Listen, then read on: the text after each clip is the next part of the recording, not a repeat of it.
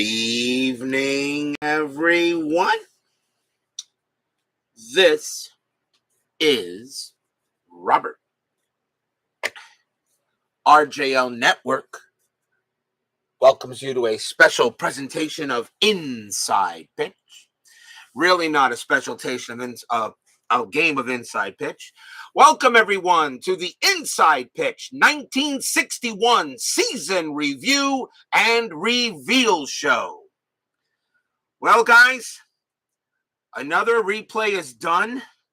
The 61 season was a lot of fun. We saw a lot of great players in the replay, didn't we? We saw a lot of really great players. A lot of great players we saw this week. This season actually, and I gotta tell you, there was a lot of fun. 1961 was a blast.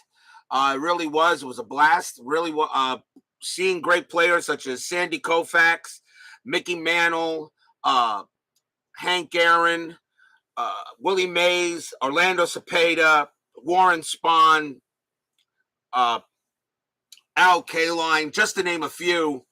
All of them. Just to name a few players. Just to name a few great players. So. It was a lot of fun. I'm pretty sure it's not going to be the last season we do in the legendaries. I'm pretty sure we'll see some more seasons from the 60s in the future. Maybe, maybe a season from the 50s. You never know. You'll never know really how the voting will go. And I like having you guys vote, because the reason why I do is you guys actually are one of the reasons why I do all of this, because I'm just doing it for myself, for having fun. And, and really it's just, it really is just amazing how everyone can have fun with it. And I like you guys when you choose the seasons. Like I said, I don't care what season we play. Chris Davis has seasons from 1956 to 2021. And of course, he just added 1990 to the mix. So I know a lot of Reds fans are very happy about that. He will get more seasons done. You just got to be patient. He's got other projects he wants to work on. But I mean, there's so many. I mean, I'm 53 years old. I doubt I can go through. I doubt. I'll be able to do all of his seasons before I die. I pretty much doubt. But right now, averaging about 2 seasons, maybe 2 to 3 seasons per calendar year, depending on when we start them. But I always have to take at least a couple of month break to rest the voice. But and remember also, when I do a season, I do a stream every single day. That's a difference. Some of our great streamers out there, they don't do it every day. I do it every day, to do a game when I get done with work, to get home and get it set up, and that's what's interesting about how I do it. So let's see. Brian Patterson, Brian B, Steeler fan, Clee baseball fan, Doug Hunt, Joel Turney, Dwayne Martz, Woodman 564, and Jeremy Brooks. Welcome to the season review and reveal show. And so I figure, we just take a look and review the games that we had this year, and choose, of course, our game of the year, which we want to do. And we'll see. And DBIP, there he is.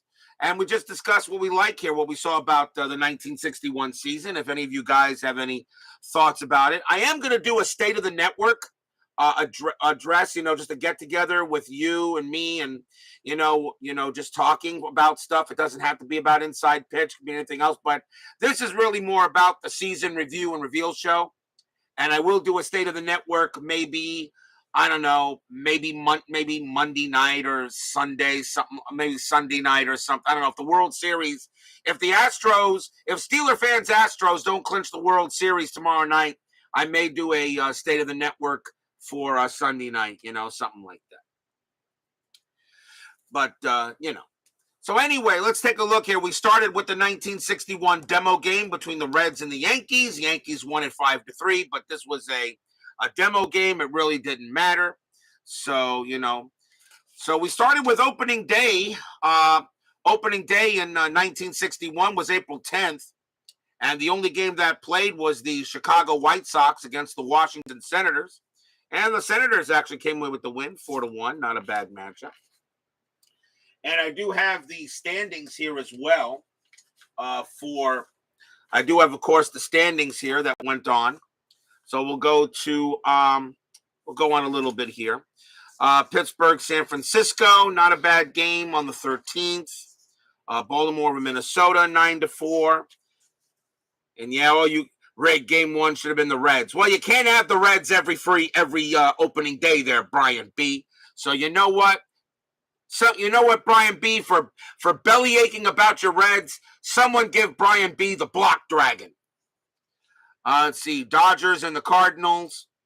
This was a good game match. This got a game of the year candidate because the Dodgers won at the bottom of the 10th inning, 4-3.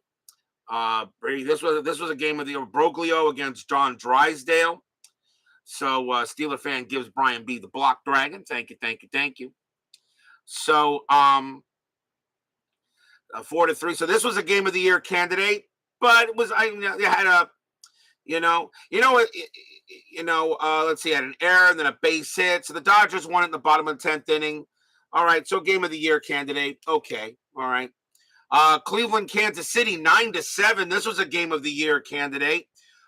Pretty much here. I think the reason why was this because in this game here, the Indians had 5 runs in the top of the second, and then Kansas City scored 6 in the bottom of the second.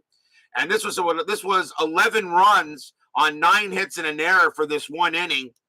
So that was a pretty good. So the Indians got out to a 6-0 lead, and then Kansas City, the Athletics, got out to tied it up right there in the bottom of the second. That's a good game there. I'll give that an X mark. Braves and the Cardinals. Milwaukee Braves, of course, won the 61 World Series over the Tigers, which I'm still surprised about. But it's all batters that get hot at one point. Dragon King joins us. Let's see here. The Braves had were leading 5-3, and then the Cardinals put up they put up 4 runs in this inning, and I got 6. Okay, that really should be 7. That should be 7-5, I guess. 7-5. They put up 4 runs in there. So a game of the year, but okay, nothing bad there. The Angels beat the Twins 7-5. Would have been the undefeated Mets and the undefeated Astros. Yes, our Mets and Astros were undefeated for the 1961 season. And my basement media production says thank you, and you are very welcome to all you people out there that thoroughly enjoyed the 1961 season. It was a pleasure to do it. Let's see. Reds beat the Phillies 4-2 in this game. It was a game of the year candidate. The Yankees had a 4. Let's see, they led 4-1, but then the Twins scored 3 in the bottom of the 8th to win it 5-4. Couple of hits. Let's take a look at the standings here. So on the first standings page, at the end of this page, the Baltimore Orioles had a record of 21-5. They were unbelievable. They got a lot of help from FastScore early. They were 21-5. The Tigers were at 17-9. Kansas City, the Athletics got out to 11-9 start. Minnesota, a rough start, 7-18. The Senators, 10-17. The Yankees actually were at 500 at 13-11, a little bit there. But actually, historically, the Yankees did get out. The 61 Yankees actually did get out to a pedestrian start. The Dodgers had the lead after this page, 17 wins, 11 losses. The Braves were actually 9-12, so they were 3 games under 500 here. The Pirates were off to a good start at 14-9. The Giants were 10-14. Cardinals were off to a good start. The Reds 13-12. The Reds really underachieved in FastScore. I know for a fact if I was to re-roll all the Reds games for 1961 again, I'm pretty sure the Reds would actually probably maybe make the postseason this time, but They did underachieve in FastScore. I'll admit they won. They won. They actually won the National League that year. So move on to page 2. But before we do that, let's have a look here. Some more games. Let's see here. Cardinals over the Cubs 4-2. Red Sox over the Angels 7-4. Detroit and the Yankees 6-3. Pretty good game right there. Reds and the Phillies 5-3. Game of the year candidate. Why was that? Because the Reds put 4 runs in the top of the 9th inning, and that makes a game of the year candidate. A big error here in the top of the 9th. Here was a shutout. The Yankees shut the Cleveland Indians down 10-0 in this game. They were unbelievable in that one. There 10 runs, 11 hits, and an error. The Indians got crushed 10-0 in this game.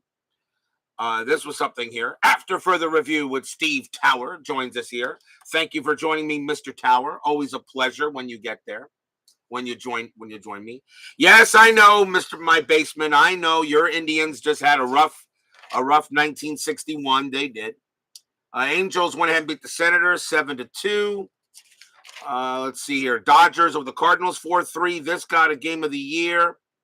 Why they got, because the Dodgers had 2 runs in the top of the 9th inning. This got a game of the year candidate, but I won't mark it. Here was a football score. San Francisco over the Cubs 14-7. A lot of people, there were some high-scoring games that were done in 1961. A lot of, what was it? I was looking at so many, in the 1961 baseball season, they, one guy was telling me, oh, well, there really weren't that many high-scoring baseball games, back in the time. Well, I mean, I'm looking at the New York Yankees real quick. The Yankees had a couple of games where they had a game where they scored 14 runs. They scored 13 runs twice in regular season, 12 runs 4 times, 11 runs 4 times, 10 runs 3 times. I mean, you go ahead. I mean, you go ahead and we'll be broadcasting Strat Mets games. I will try to do something on that. My Basement. I know I gotta do some of you. I gotta use some of the work you did. Remember, I'm taking 2 months off. I mean, the next opening day is not going to be the next opening day is not going to be until January 9th. So I'm not doing any more. At least I'm not doing any more inside pitch for 2 months, which of course I'll be suffering for withdrawal for it. In the second page here, the Tigers finally took off. They went from 17-9 to 33-14. The Orioles went 21-5 to 31-16. The Yankees started taking up here. The Dodgers now took the lead in the National League at 28-19.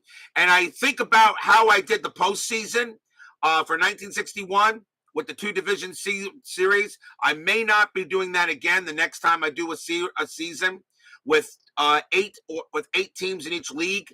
I may be changing the playoff format. I may be changing the playoff format next time for that, because I think because I did learn a little bit about playing the division series, that winning the league really didn't account for much. It should have put you immediately in the championship series. So I think if we go back to the years of like 1956 and all the way to 1968, where they had 8 or 10 teams in each league before they used the divisions, I may be changing my playoff format for that. But other than 19, I most likely, let's see here. Yeah, I'm not a lot of bad teams. A school teacher? Yeah, I'm a school teacher. I teach you guys how to play inside pitch. Do 3 teams playoff. So like I said, I like playoffs. I do. But I think, as much as I did want to do 3, I still wanted 4. But next time what I may do is I may have the 4 play the 3 in a 1 game, the winner there play the 2 in a 1 game, and then go straight to the championship series and not do a division series with only 16 or 20 teams in a league. We'll see what happens if we choose a season between 1956 and 1968 the next time. We'll see. So, all right. So then we go back to here. So the Giants went ahead and beat the Cubs 14-7. Yeah, let's see here. Didn't autofocus my camera before. That's my bad. Let's see here. And let's see. Yankees beat Boston 2-0. They shut them out. This was a game of the year. Riley Sheldon pitched a one-hitter in this game. He gave up a hit in the third inning. And this was not the first. I think I had a couple of one-hitters. This was one of them. Riley Sheldon for the Yankees shut out 2-0. Only gave up one hit, as the Red Sox had absolutely no answer for Riley Sheldon in this game. Go ahead and eliminate them now. And then Milwaukee beat the Cardinals 5-3, a win there for the Braves. It's amazing how the Braves won the 61 World Series. I'm still in a state of shock that that's the team that actually pulled it out. I really didn't think they would beat the Tigers. I really didn't think they would. I thought the Tigers were a machine, but sometimes the dice don't roll the way you expect them to. Yeah, 1979 so far seems to still be the best postseason I've done yet. 1979 is still rates up there as the best postseason I've done. 1961 was good. Don't get me wrong. We had some good games in 61. But 79, yeah, so far, I still feel was the best postseason I had. Pittsburgh beats the Giants 9-4. Baltimore crushed the White Sox 13-3. Total of 29 hits between the two of them in a good game in June.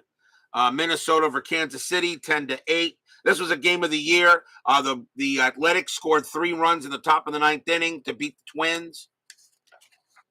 And the Yankees again. Yeah, here it is again. The Yankees, another one-hitter, this time by Whitey Ford. So the Yankees, Riley Sheldon pitched a no-hitter against the Red Sox. And then later, Whitey Ford, a one-hitter against the Red Sox. Then Whitey Ford pitches a one-hitter against the Tigers. So the Yankees were known for 2 one-hitters this postseason. 2 for the regular season. 2 one-hitters, really.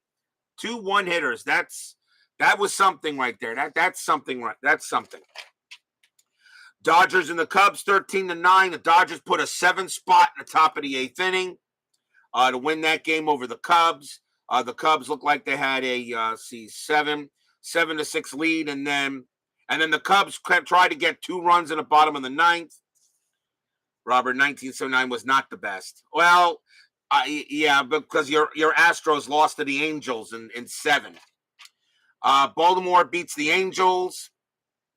A Steeler fan always likes to remind that 1985 was the Astros' year. Baltimore beats the Angels 7-4. And why was this a game of the year? Oh, because the Orioles scored 3 runs in the top of the 11th and went into extra innings. And the Angels scored 2 in the bottom of the 9th to tie it. So that's why they scored 2 in the bottom of the 9th. That's a good game. That's a pretty good game. I'll give it a mark.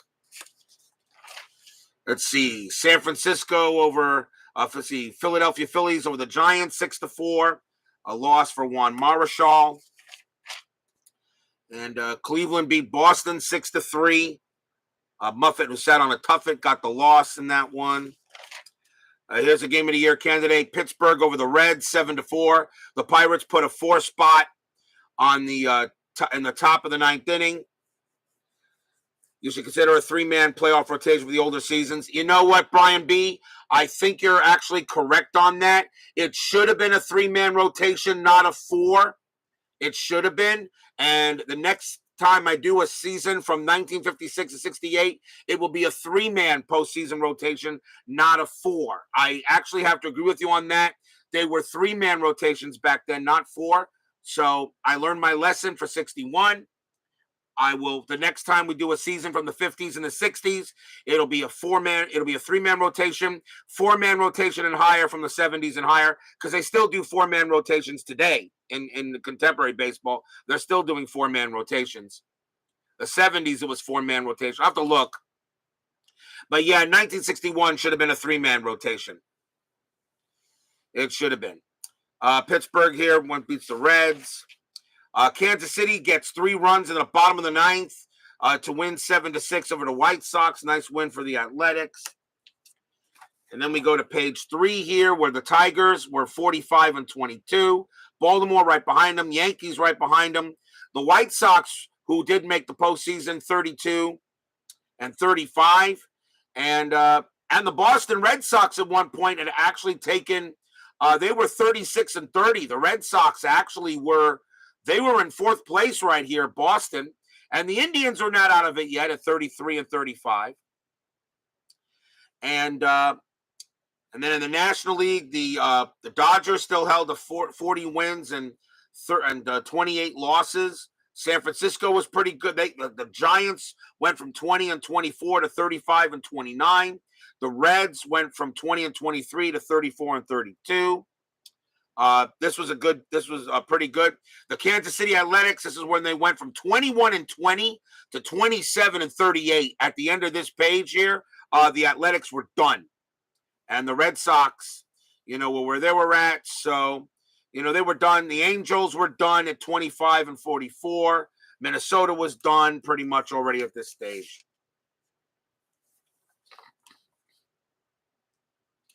And then we go back to here. So let's see. Gets a good mark here. Washington over the Twins, 7-1. Nice win for the Senators. Then we had the All-Star games. There were 2 All-Star games.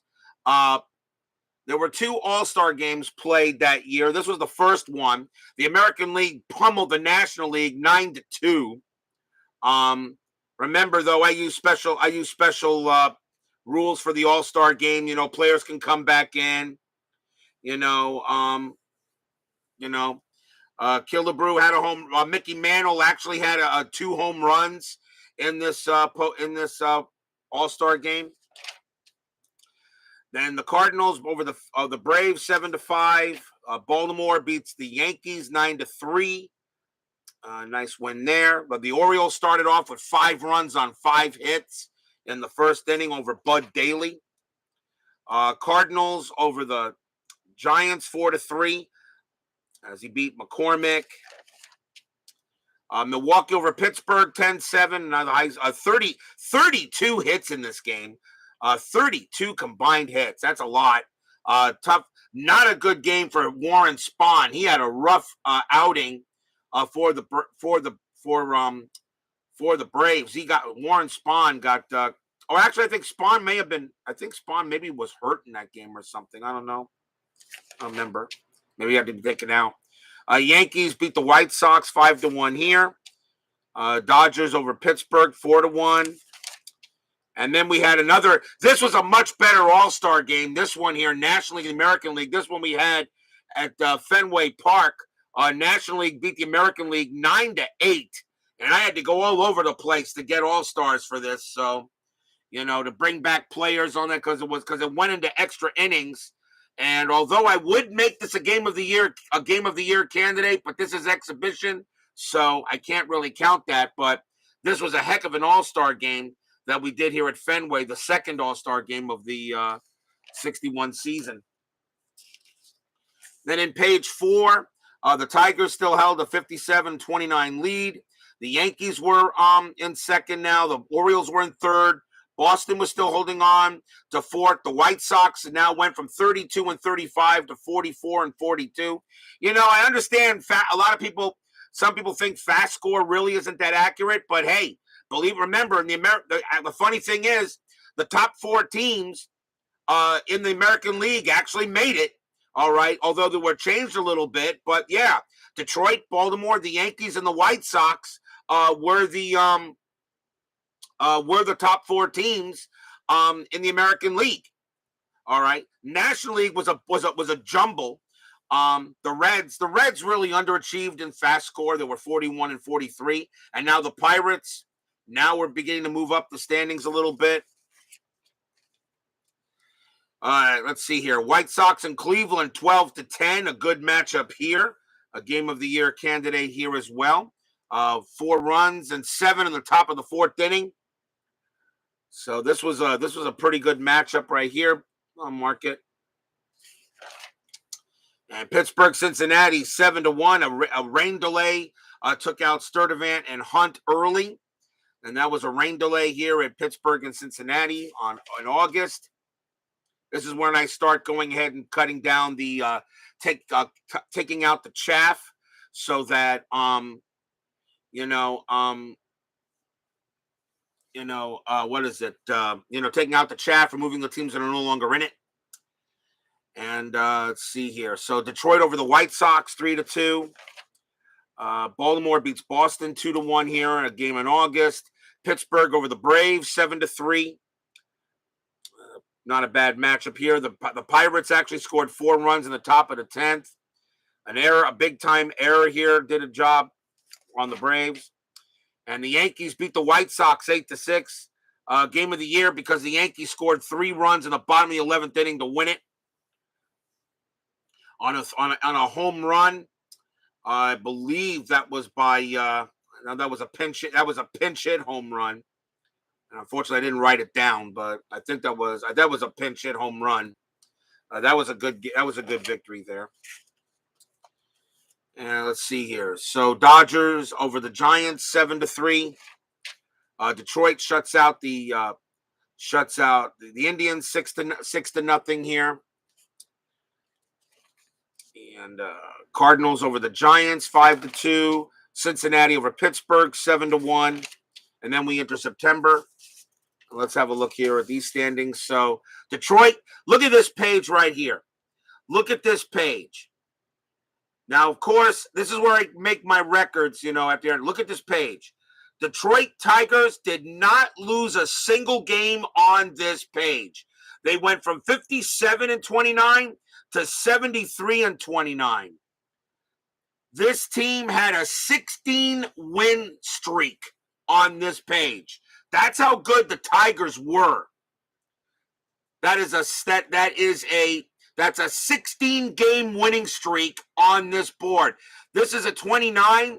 And that is the starting point on this page. The Tigers didn't lose a single game on that page. Didn't lose a single game. That is a 16-game winning streak, which pretty much solidified Detroit into winning the American League. Although the Yankees and Baltimore tried to stay as close as they could. And, and then Boston, and then the White Sox were still very much alive. Even the Cleveland Indians actually got back into it. They were 52-52 at the end of this page. The Indians actually were alive. They were back in the playoff hunt. The Dodgers still held on to here, but San Francisco and the Dodgers were still trading spaces. So this is when now the Giants and the Dodgers are now flip-flopping in first place in the National League. Pittsburgh, the Cardinals were in fourth place at one point, and the Reds were having issues. But here come the Braves. The Braves were 36-41. At the end of this page, they were 500, 49-49. Milwaukee literally came from out of nowhere and got into the playoff hunt. Let's see here. So then the Yankees then beat Detroit 2-0. Again, the Yankees beat Detroit. The Tigers were, I think they were 0-2 against the Yankees before this. Another win for Whitey Ford. He only gave up 4 hits. Dodgers over the Giants 7-3. Boston crushes Detroit 14-3. It kind of tells me that the one thing about Inside Pitch, it kind of told me that even though Detroit was a well-oiled machine, they were vulnerable. They were vulnerable, actually, the Tigers. And I guess it was the pitching or something. I don't know. The Red Sox scored one. They scored all 14 runs in innings 5 through 8. And that's interesting for the Red Sox, against Detroit there. Pittsburgh over Milwaukee 5-4. 2 huge errors. This is a reason why here this is 2 huge errors here for Milwaukee allow Pittsburgh to win this game. And Milwaukee beat Cincinnati 2-1 here. We have the Braves again. Boston over Baltimore 9-5. The Red Sox were at 500, trying to stay there as we approach the final week of the regular season. And Cincinnati 4-2. And then San Francisco shut out the Reds 3-0. The Reds were back above 500, but the Braves weren't going away. So a big win for them. And then we started the final week. So before we go to the final week, in page 6, the Tigers finally lost some games, but they were 84-40. But yet the Yankees and the Orioles were still trying to catch them. The Yankees were at 81-44. The Orioles 79-48. And Boston was at 67-61. The Red Sox were really sitting pretty. They were 65-61. The White Sox were 65-59. But they were fighting each other by percentage points. But Boston was right there. The Red Sox were right there for a shot to make the postseason. San Francisco then went ahead and took over the lead in the National League. They were the number one against the Dodgers here at 71-67. But that final week made a big difference. As we look at the final week, and you look here at Detroit in page number 7, the Tigers were 1-1 over 51. The Orioles had taken second place. The Yankees had taken third. And the Red Sox went from 67-61 to 76-78. And they dropped. The White Sox went all the way from 65-59 to 82-72. Cleveland took themselves out of it. In the National League, the Giants, their magic number was 7 to try to clinch, but the Dodgers would not go away. Pittsburgh and Cincinnati still fighting each other, and the Braves right behind the Reds. And then we went to the final week. Milwaukee over the Cardinals 8-6, a big win for the Braves. A game of the year candidate. Why would that be? You know what I got to do is if I write the game of the year, I really should write down the reason why. White Sox crushed Boston 17-7. In this game, this was a game of the year candidate, but I think because of the amount of runs. Yeah, the White Sox had 9 runs in the top of the 5th inning. You know, this is funny. The White Sox had 9 runs in the top of the 5th. And the Tigers had 10 runs in the top of the 5th in their postseason game. So here, the White Sox had 9 runs, and this was my record until the Tigers took care of that. 17-7. That was a football score. So this was a game of the year due to the 9 runs in the top of the 5th. Red Sox at nothing. So they just couldn't get anybody out. 9-27. The Yankees beat Baltimore 4-2 in a big game. And then this was the final week, of course. San Francisco over Pittsburgh 6-2. And that was a pretty good matchup right there. Milwaukee over the Giants 5-4. Cincinnati over Pittsburgh 6-2. That was a must-win game for Cincinnati, and they did actually get that win. And then Milwaukee pummels the Giants 14-4 in this matchup. Another game of the year candidate here, probably because of the amount of runs here, 4-4-4, 1-1, and then 2 runs top of the 9th, a couple of errors, a bunch of walks, and then that was it. Then we look at the final week. So the Tigers got the win, and Baltimore, by virtue of having a better board record than the Yankees did, Baltimore got the number 2, which means the Yankees have to play Baltimore, would play the Orioles in their division series, and the White Sox, because Boston finished at 8-1 and 81-81, they did not have a winning record. They cannot make the postseason. I will no longer have losing records or 500 records make the postseason in any replay from now on. If it is, I will modify the playoff format. It will still be fair, in my opinion. You got to have a record. You got to win 82 games in order to get in the postseason. Come on. You got to win 82 games or 78 in the 154 year when they had 154. The Giants at 89-89, they tied with the same record, but the Dodgers had the better board record, and they beat the Giants. Pittsburgh took over, and on the last game, the Braves at 82-72, the Reds at 81-73. Milwaukee takes the 4th spot and gets into the postseason.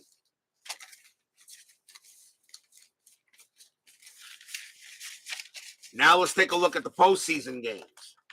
And they were pretty fun. Let's see. National League Division Series, Pittsburgh and San Francisco. San Francisco won the first game on the Pirates. Game of the year candidate. That's because the Pirates, let's see, there was 4-2. Then the Giants came back 1-2-1. Scored almost had a whole bunch of hits here. So the San Francisco beat Pittsburgh 6-5 to take that series. Dodgers over the Braves 5-4. You know what? Something about the Braves I should mention that I did not mention throughout the broadcast at all. I mean, the Dodgers go ahead and win it in the bottom of the 10th inning, thanks to a double by a pinch hit double. And then Baltimore beats the Yankees 4-3. With the Baltimore Orioles, this was devastating. Ron Hansen 4 for 4, and he got a 3-run bomb in the bottom of the 9th inning to beat the Yankees 4-3, and that was devastating to the Yankees. That was devastating. They had a 3-1 lead, and then Luis Arroyo comes up on the mound, and he just gives up a bomb, a meatball to Ron Hansen. And he got off to a pretty good start in the postseason, 4-4. And Detroit pretty much took care of business against the Chicago White Sox 4-3, even though all these games against the White Sox were pretty close. Game number 2, Pittsburgh bounces back and beats the Giants 10-5 in the division series. Dodgers 6-3. Now, here's the funny thing. You know, I did not mention this. The Milwaukee Braves were down 0-2 to the Dodgers. They were down 0-2 to the Dodgers. Hey there, Joshua Miller. They were down 0-2 to the Dodgers in that division series. That was it. They were down 0-2. They were one game away from being kicked out. And the rest of the way, the Braves won that series, swept Pittsburgh, and then won 4 out of 5 against the Tigers. After being down 0-2 to the Dodgers, the Braves lost only one more game the rest of the way. So the Yankees here beat Baltimore 4-0 to get a little bit of revenge. They big game by a great game pitched by Ralph Terry to go ahead and get the win there for the Orioles. Then Detroit 5-4, a 1-run. A bomb by Steve Burroughs in the bottom of the 10th inning gives the Tigers their victory, and they lead 2-0 on the White Sox. Game 3 of the division series, Pittsburgh goes ahead over San Francisco 4-3. So now they have a 2-1 lead on the Giants. The Pirates scored 3 runs on 3 hits in the bottom of the 8th. And then Milwaukee holds off elimination 4-2. The Dodgers had 3 chances to win it. But I'll tell you, one of the reasons why I think, because I didn't do a 3-man rotation instead of a 4-man rotation, that would have made a big difference with the number 4 pitchers. They wouldn't have pitched. So, as I said, one of the reasons why I think we had the Milwaukee Braves winning is because of the 4-man rotation I used, not the 3. Like the 3. So I have to actually say that, like I said, maybe that was my bad, I guess. But the next time we do a 1960s replay or early 70s replay, I don't remember when they always were using the 4-man rotations. I should have known that, but I might check. It should have been a 3-man rotation, not a 4. But, hey, that's the way it went anyway.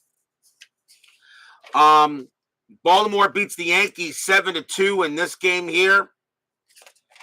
And the White Sox, Detroit takes care of the White Sox 5-4. Every one of those games was close.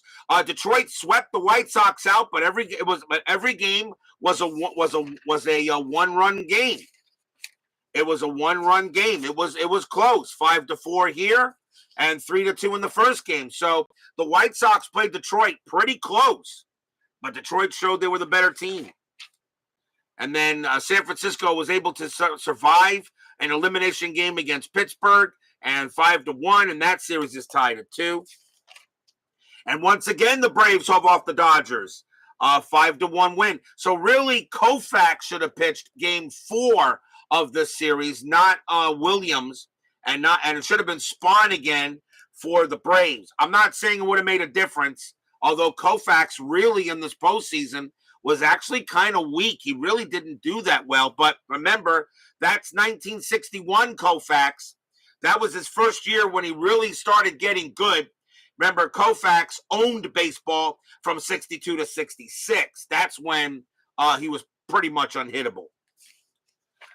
Then the ball. Now this, a lot of people say is the game of the year. And let's see here. This was the Baltimore Orioles and the Yankees. We have the Yankees lead 2-1. And then in the top of the ninth inning, Baltimore gets one run on a huge on an error. An error occurs in the bottom of the ninth inning. In the top of the ninth inning, an error occurs here on an E9. And that was an error on Maris. Maris made a huge error in that one and allowed the Orioles to take a one to tie this game up. And then Baltimore gets 2 in the top of the 10th. The Yankees get 2 in the bottom of the 10th. And the Orioles get 1 in the 11th. And the Yankees just cannot get in there in the bottom of the 11th. This one here, I think this is probably it. But I'm going to mark this twice because I think this is probably going to be our game of the year. But we'll go back to it. Pittsburgh over San Francisco 10-3. And Pittsburgh eliminates the Giants on the road. Giants 2 on the top of the ninth inning. 2 huge errors here. The Giants are eliminated. So both bottom teams, the 3 and the 4, will play each other in the NLCS, where the top 2 teams in the American League play each other, just like it happened here in 2022. Just like, in 2022, the top 2 teams in the American League, Yankees, Astros, bottom 2 teams in the National League, Phillies and Padres. And there's going to be some playoff tweaking, I think. I think they're going to be tweaking the playoffs after that. And the Braves go ahead and bomb the Dodgers 13-1. Koufax actually pitched pretty well, but then in the top of the 7th inning, it fell apart for the Dodgers as they went 6-1-5, and Spahn was unbelievable. He actually got his first win. He actually had a no decision in the first game. So, so 13-1, the Braves advance to the NLCS. And then we start with the NLCS. Milwaukee beats Pittsburgh 5-1. Another win for Spahn over Gibbon. But Detroit crushed Baltimore 14-1. Remember what I told you the last time when you have a team that gets completely blown away, the Tigers here 14-1, but that didn't mean anything. The rest of this series was funny. 14-1 win for Detroit in game 1. And you guys are crazy in the chat. You and Brian B there, Steeler fan. Milwaukee beats Pittsburgh 4-3. Another win for the Braves. Now look at these scores from games 2 to 6 in the ALCS. 2-1. Okay, Baltimore. All right. Then Milwaukee beats Pittsburgh, shuts out Pittsburgh 2-0. A great game by Lou Burdett. 4-3 in game 3 for Baltimore over Detroit. So Baltimore actually had a 2-1 lead there. A win by Steve Barber.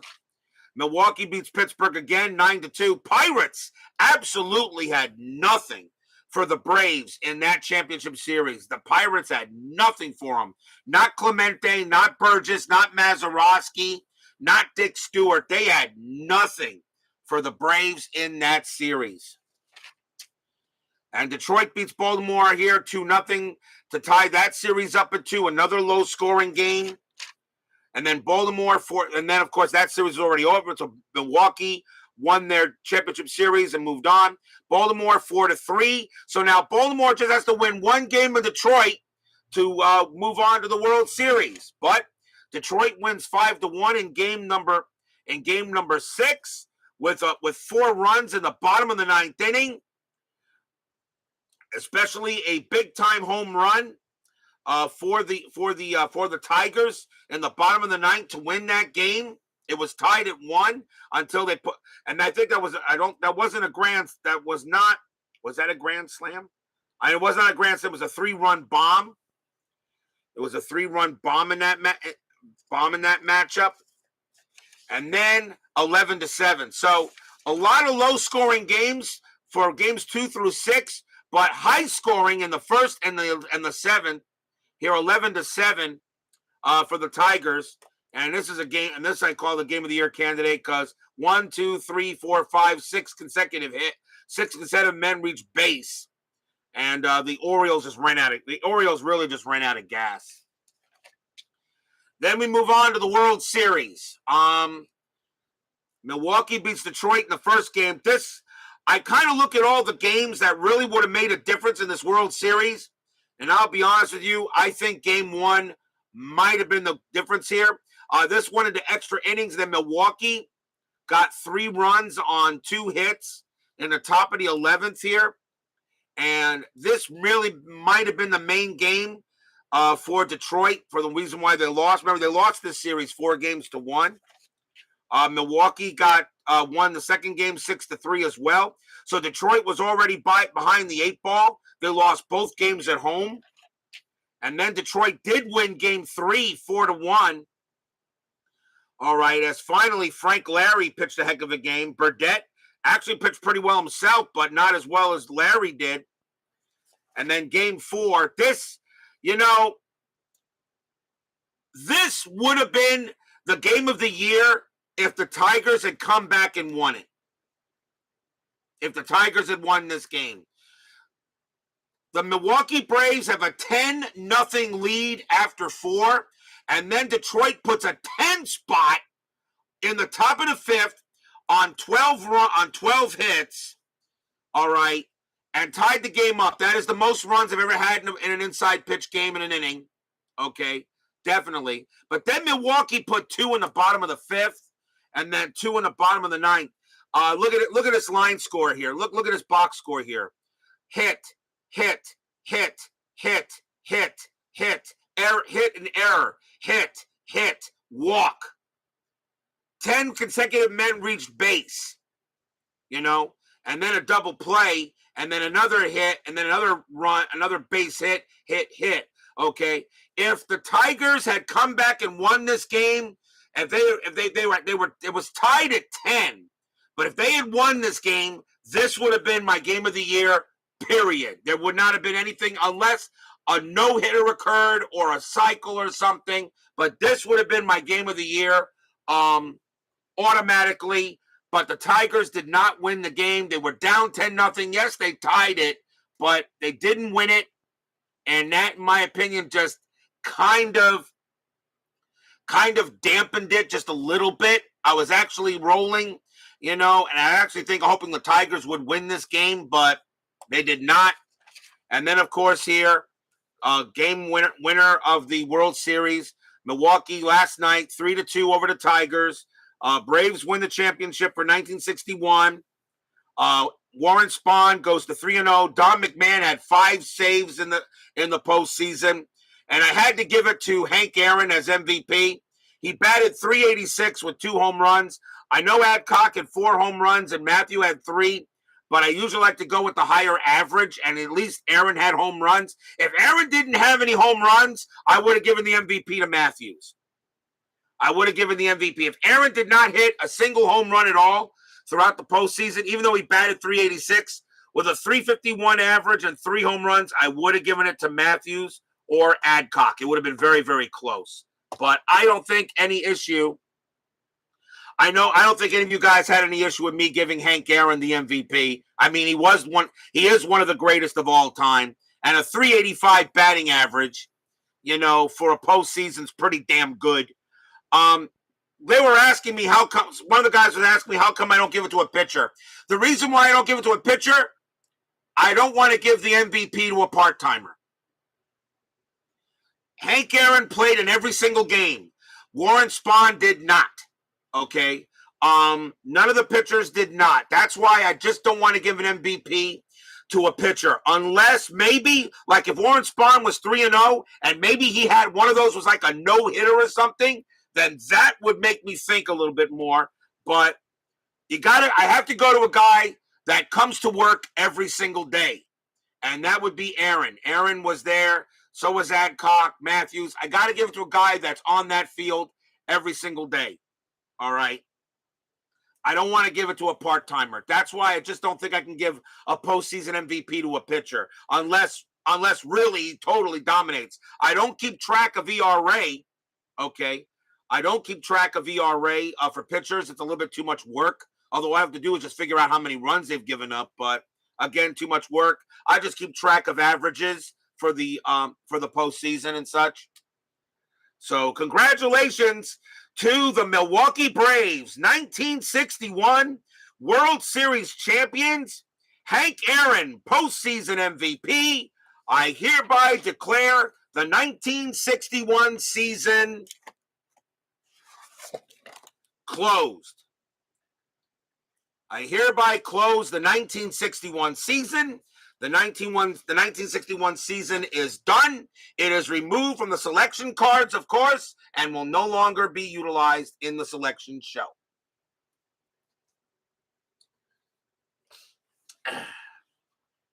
Only Drysdale and the Astros get no hitters in the World Series. Yeah, and also, Steeler fan, only the Astros get no hit in payoff pitch baseball, right, Bill Swift? You forgot about that, didn't you? Remember, people, ask Steeler fan why Bill Swift is his favorite pitcher of all time. Any questions? Just check out the 1994 National League wild card playoff between the Giants and the Astros. You'll see why he loves Bill Swift. That's Steeler fans' favorite pitcher. On to color season, but no HD seasons, please. Oh, come on. Jeez. All right. It is time for you guys to figure out, or not figure out, but to see what the next season will be on Inside Pitch. So after tallying up all the votes, you had your choices of 1958, 1988, 2010, and 2016. Now, really quick, I'm going to go check real fast. I'm going to check the selection show comments real fast. Real quick here. And check the comments to see if anybody added anything real fast. And yes, actually there was. So 2 more were added. And let me get the card here because I got it listed here someplace. Make sure I got it listed here. Oh, God. Okay. So 2 more were added really quickly. Okay. Really quickly. And I'll go ahead and I'll mark them real fast that I did it. So they have been selected. They have been put in. And now the voting is hereby closed. The voting is hereby closed. Okay. So it is time to introduce to you the next season. In 4th place, with only 11 votes, not surprised, because I guess maybe you guys wanted to go ahead and leave the legendaries and move back up to something a little bit more known. With only 11 votes in the selection show, in 4th place, 1958 is removed. So 1958 will be put back into the selection show cards, as we can see here. So 1958 will be put back into the selection show, and we'll get another chance on the next selection show.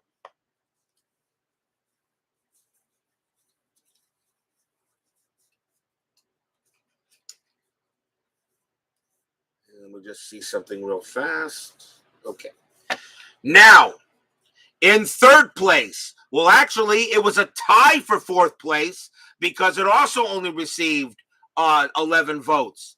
In 3rd place was 2010, The 2010 season had also only 11 votes. 2010 is eliminated, and we'll go back into the selection show cards for another chance in the 7th Inside Pitch season selection show. So it was between 1988 and 1988 and 2016. Well, this was a pretty good matchup between these two, and was actually pretty close. And even though I was able to add a couple of extra votes for that one season, it still finished behind by about 5. So, in second place, receiving only 22 votes, and will be placed back into the selection show with only 22 votes in second place. The 2016 season is eliminated, and it is gone, which means the next season replay, starting on January 9th, will be 1988. The 1988 season will be the next season replay, and it will start on January 9th. We will have a demo game on New Year's Day on January 1st, featuring the Oakland Athletics versus the Los Angeles Dodgers at Dodger Stadium. That is a demo game, and you guys know I do that for people that would like to know how the game is played a little bit. So 1988, only one had 27 votes. 1988 had 27. So it only beat 2016 by 5. So what will you see in 1988? Well, I got to tell you, 1988 was a great year actually for my Mets. So the playoff contenders for that season will be the Red Sox, who won the East Division that year. The Tigers are only finished a game back. Brewers, Blue Jays, and Yankees. From the West Division, the Athletics had the most wins in majors that year with 104. They will be a contender. The Twins, the Royals will be a contender as well. Those 3 teams finished above 500. In the National League East, the Mets won the division that year with 100 wins. They are automatically a contender. And a lot of people say the 1988 Mets were actually better than the 86 Mets. They had actually a better pitching stat. Actually, their ERA in 1988 was better than 1986. The Mets had the best ERA in baseball that season. The Pirates will be a contender. And the Expos in the West, of course, the Dodgers won the World Series. They are a contender. The Cincinnati Reds are a contender. They finished 7 back of the Dodgers. The Padres will be a contender. The Giants, and yes, Steeler fan, even your Astros. Because they finished above 500 at 82 and 80, the Astros will be a contender. If there are any sleepers in that year, the Cleveland Indians had a .481 winning percentage. In my opinion, they could be a sleeper. They could surprise. The Chicago Cubs, a .475 percentage. They could surprise. Everybody else should not really be much of a factor. Should not be much of a factor. In leading in batting that year, leading in batting average, the Red Sox actually had the best hitting team in baseball that season with a .283 batting average. But your top 5 players in batting average were Boggs, Puckett, Greenwell, a 36-year-old Winfield, and Tony Gwynn were your top 5 in batting average. Okay? And leading in home runs was a young 23-year-old Jose Canseco led the American League in home runs. My boy Darryl Strawberry led the National League. The Crime Dog, a young Fred McGriff at 24 years old, and a young Mark McGuire. a young Mark McGuire, and of course, 27-year-old Glenn Davis also had 30 home runs for the Astros that year. And so you'll see them. And leading in RBIs in the majors, Jose Canseco led the majors in RBIs. Puckett right behind him. Greenwell and Dewey Evans for the Red Sox. And Will the Thrill, a 24-year-old Will the Thrill Clark for the Giants had 109 RBIs. 35-year-old George Brett was up there as well. And a 25-year-old Bobby Bonilla actually had 100 RBIs that season as well. So those are the batters you'll be seeing. What about the pitching? Well, leading in wins that year, the team with the best ERA in baseball was my Mets with a 2.91 ERA. The Dodgers right behind them. Matter of fact, the National League led the ERA in a whole bunch of teams. The Oakland Athletics had the lowest ERA for the American League, and they were like 8th place in the majors. Leading in wins in the majors that year for the Twins, Frank Viola. Orel Hershiser for the Dodgers was tied with Cincinnati's Danny Jackson with 23 wins. Oakland's Dave Stewart, a 25-year-old David Cone for the Mets, and Mark Gubicza for the Royals. They had 20 wins. 39-year-old Rick Russell had 19 wins. Cincinnati's Tom Browning had 18 with of course, Roger Clemens. Dwight Gooden, one of his better years at 23 years old, actually, he had 18 wins. Leading in ERA, it was Joe McGrain who had the best earned run average in the majors for the Cardinals, a 2.18 ERA. You had a lot of players that had under 3 in ERA. There were 20 players in the majors with ERAs under 3. Cone, Hershiser, Tudor, Rijo, Higuera, Viola, Jackson, Ojeda, Scott, and of course Clemens, just to name a few. Leading in strikeouts was Roger Clemens, the Rocket, with 291 Ks. He had the most strikeouts by about almost a 60 strikeout margin, as the guy right behind him was Seattle's Mark Langston. 41-year-old Nolan Ryan had 228 Ks that year. David Cone was up there, and of course, Jose De Leon also had over 200 strikeouts. So that is what you will be seeing. That is what you will be seeing, okay, for the next season coming up. And Bright strike 3 swinging, that's it. Dave Smith strikes out. Brian B. already giving the Astros the championship of 1988. Well, we'll see what happens. You never know what FastScore may do. The Astros were a 500 team that year. They could be interesting as well, but we will find out. So 1988 is your choice. And what will be the opening day game? Well, I already have the choice for the opening day game.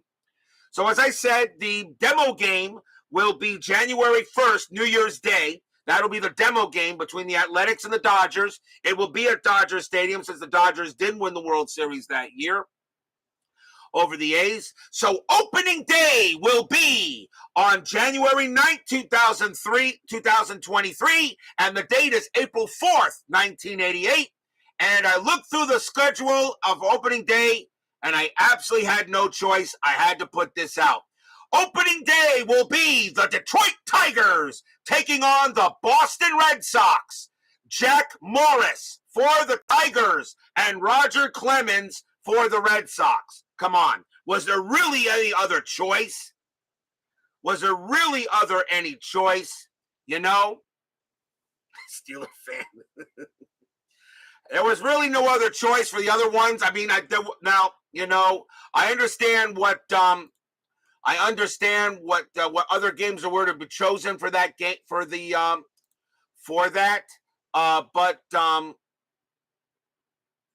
but looking at what is it here? So looking at that schedule,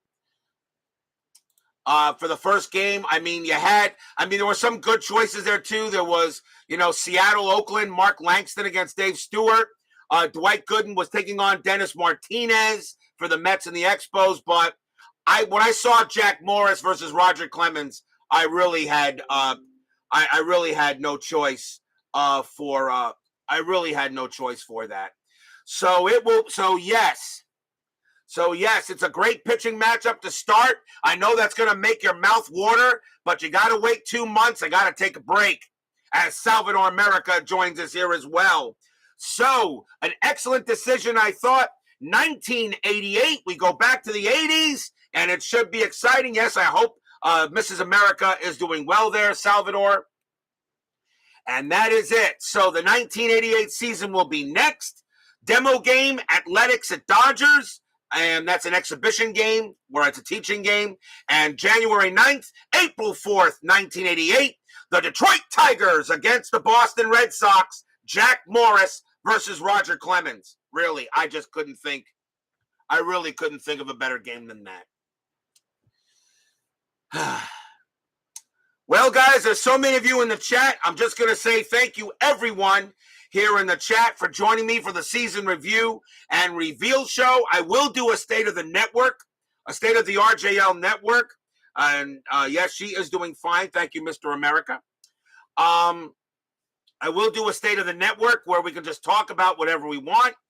Maybe I'll do that Sunday, depending if Steeler fans Astros can clinch the World Series tomorrow night. I hope so. I am rooting for Steeler fans Astros. I want Dusty Baker to get his title. That will definitely put him in the hall, with no doubt about it. So I really want Dusty Baker to get his championship. I'm really more rooting for Dusty Baker than I am for the Astros. But also, if the Astros do win this World Series, that'll kind of cancel out the 2017 mess. And I got my opinion on that real quick. I understand the Astros did this and did that. You know what? You still had to play the games. You still had to hit the ball. You still had to win it. You know what? I'm not gonna put an asterisk at 2017. I'm sorry. The Astros won the World Series. I just, I'm really more rooting for Dusty Baker in this. So that's what it is. So that's it. Thank you all for joining me tonight. Please leave a like on your way out through the turnstile. Subscribe if you've not done so. And make sure you hit the bell. Stay safe, stay healthy, stay smart, stay strong. And we will see you on an Inside Pitch where we turn on January 1 with the demo game between the Athletics and the Dodgers. And on January 9th, opening day 1988, April 4th, the Tigers and the Red Sox, Morris versus Clemens, be there or be square. Thank you, everybody. It was fun to have you here, and thank you for enjoying the 1961 season. 1988 is next. We'll find out how will that season go. Your guess is as good as mine. I will be streaming more stuff. Hopefully, I'm waiting for some games to come in. I'm waiting for some war games and stuff to come in. So please, it was a pleasure to have you guys for 1961. We'll see you guys for 1988. Have a good night. Take care.